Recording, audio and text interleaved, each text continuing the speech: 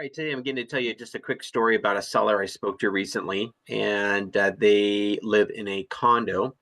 And recently, the HOA voted to approve a special assessment for siding and cladding and improvements to the exterior of the building. The the amount that is assessed to each unit is approximately $50,000, and the HOA got a loan for this sum of money. And then what they're doing is passing along an increase of $500 a month to the unit owners over and above their current $500 a month HOA dues. So now all the unit owners are having to pay $1,000 a month versus $500 a month.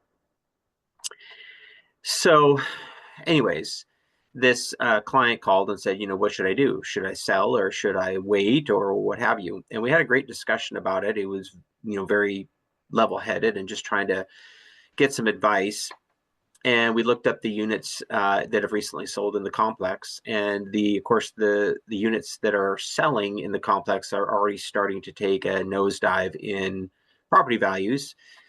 Because of course now all of a sudden now there's this additional $50,000 approximately that each unit owner has to overcome, and so they're going to have to negotiate with their buyers in regards to this situation. So basically, the long and short of it, what the conclusion was you either essentially the clients at a Y in the road. They either sell as soon as they can and get as much as they can and sort of jump ship within reason, and before the values drop any further, or they hunker down and await the work to be completed, the improvements to be in play for the buyer to see, and then sell 3 years or so down the road, because the work is going to take a year and a half to complete.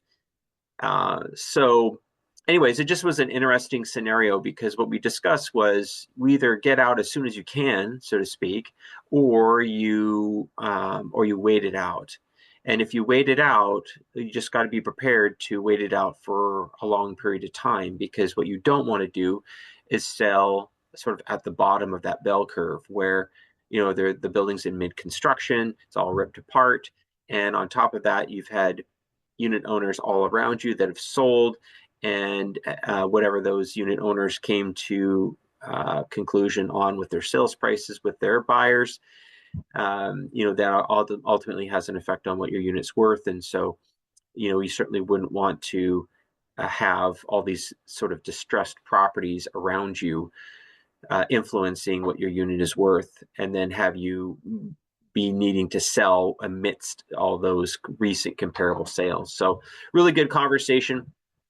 Hopefully the client felt, he left the conversation with some good choices to consider, and in regards to this situation. So anyways, if you have any questions about any of this real estate related topics, of course, I'm here to help and just, be a sounding board, or, just be able to talk you through what I've seen over the years, and I've seen what people have done and that's worked and not worked, and, can really hopefully give you some good insight in regards to whatever scenario you're dealing with.